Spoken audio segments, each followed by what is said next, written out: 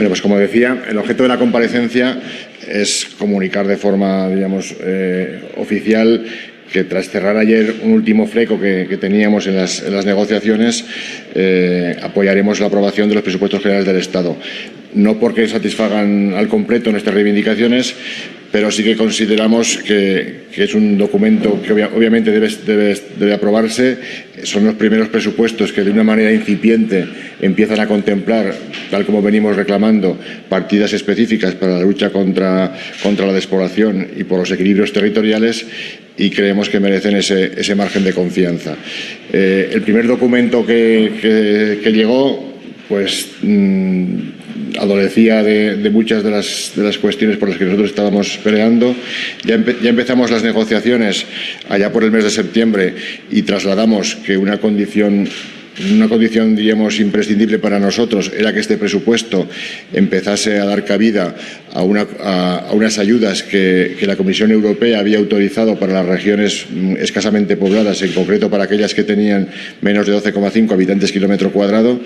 que son las provincias de Cuenca, Soria y Teruel, y las zonas colindantes que tienen esas mismas características demográficas. Y esa petición se incluyó en el documento de presupuestos en la disposición adicional número 115, con lo cual, en principio, digamos, se daba por cumplida. Nuestras objeciones a esa consideración es que esa medida está solo sucintamente enumerada, no tiene un desarrollo normativo, pero confiamos en que ese desarrollo normativo para su aplicación lo antes posible se haga de manera reglamentaria, pues a lo largo de lo que queda de año, de forma que pudiese estar de aplicación a principios del año que viene, del año 2022. Independientemente de eso, nosotros observamos en el primer documento que la inversión que había habido en la provincia o que se presupuestaba para la provincia en el año 2022 caía en torno a un 13% frente a la que se las había consignado en el 2021. Y uno de los objetivos de esta negociación ha sido precisamente recuperar ese nivel inversor de forma que al menos hubiese las mismas cuantías. No solo hay las mismas cuantías, sino que en base a las enmiendas se ha superado ese nivel inversor. Creo que habían caído en unos 14-15 millones la inversión y se ha recuperado a una inversión que ronda los 21,5 millones de euros, con lo cual estamos en el mismo nivel inversor que el 21, incluso superamos el nivel inversor del año 21. Pero lo fundamental no solo es el ámbito inversor, sino en aquellos elementos a los que se destina la inversión. Nosotros siempre hemos hecho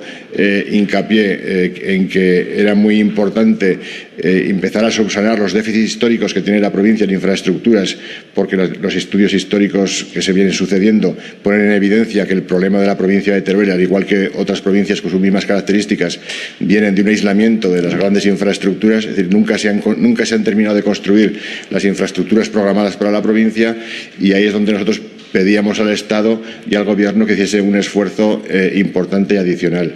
Eso se ha conseguido pues en estas modificaciones. He de decir que hemos aprobado 15 enmiendas, 14 transaccionales y una que se consigue ahora por votación en el Pleno,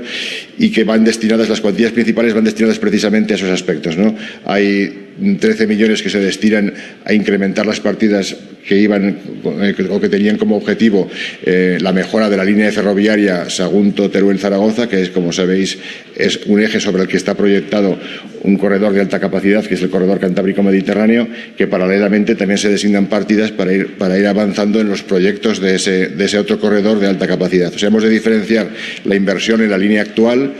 que estamos en fase de mejoras y de electrificación, y luego las inversiones en la consolidación del corredor Cantábrico-Mediterráneo como un corredor de alta capacidad de doble vía y uso mixto para mercancías y para pasajeros.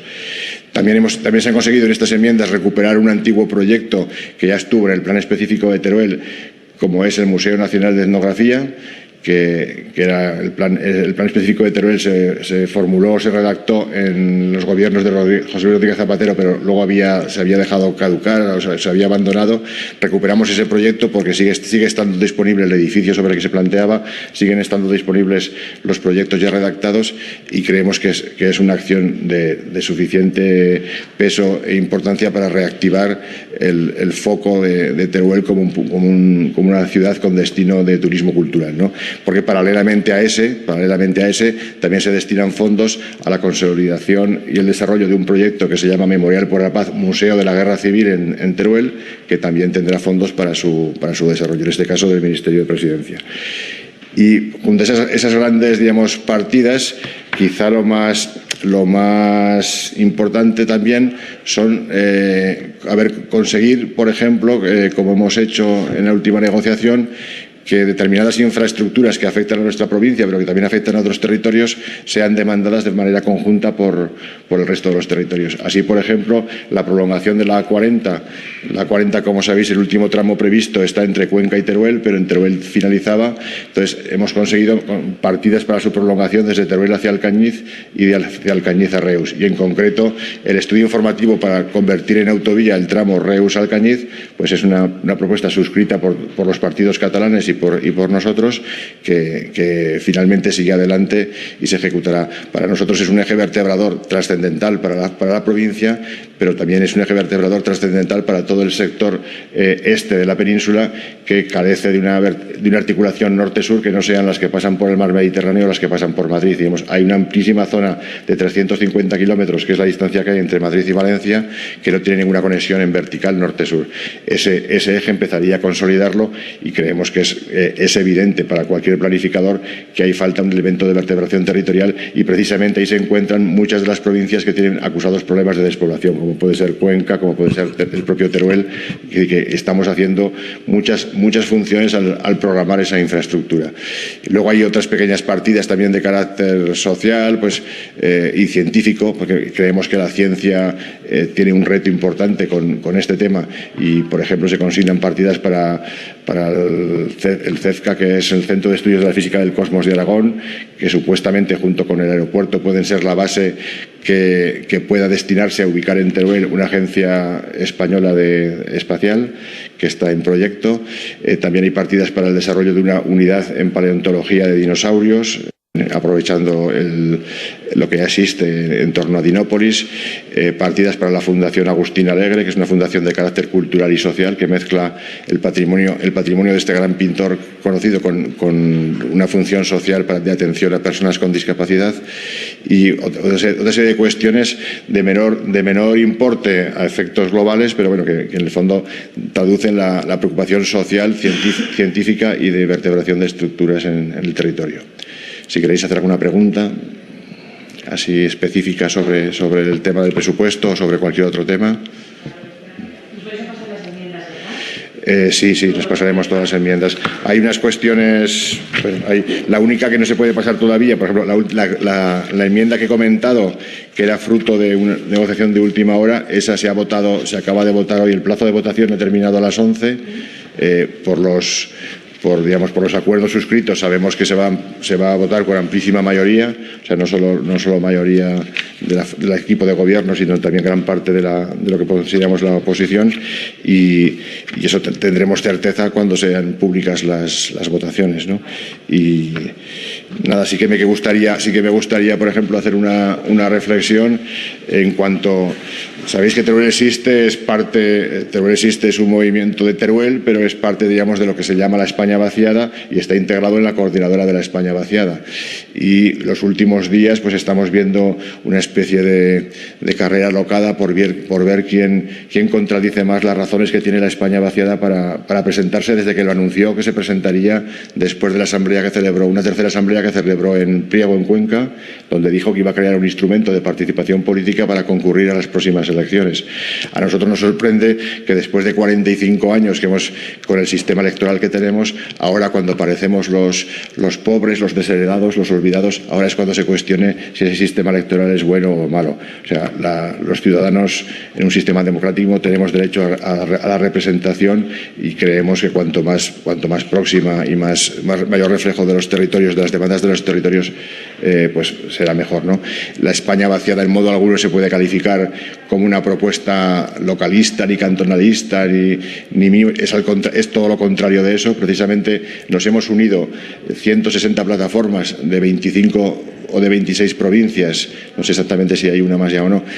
precisamente para demostrar que tenemos un proyecto de ámbito nacional, de ámbito estatal, que sería el de luchar por el reequilibrio territorial del país, es decir, modificar o rectificar el modelo de desarrollo que hasta ahora se ha seguido, que fue el de la polarización del desarrollo en determinadas áreas y el dejar el resto del territorio, más del 70% del territorio, al servicio de esas áreas de desarrollo, modificarlo o reconducirlo hacia un modelo de desarrollo que tenga el equilibrio territorial como uno de sus principales objetivos. Entonces, no solo no es localista, sino que probablemente sea casi la única opción que plantea un modelo alternativo basado en el equilibrio territorial, en un desarrollo sostenible en equilibrio territorial, porque consideramos que si no hay equilibrio territorial difícilmente va a haber un desarrollo que sea calificable de sostenible, que es prácticamente el único desarrollo al que ahora vamos abocados. Entonces, hacer esas matizaciones, porque sí que quien está calificándonos de localistas o cantonalistas está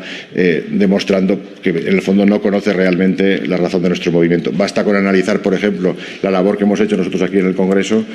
y se verá que nuestra participación fundamental ha sido en leyes de ámbito absolutamente global, pues la ley de cambio climático, los proyectos o las leyes de reconstrucción. Nos implicamos en toda la legislación, de ámbito nacional. Por eso digo que la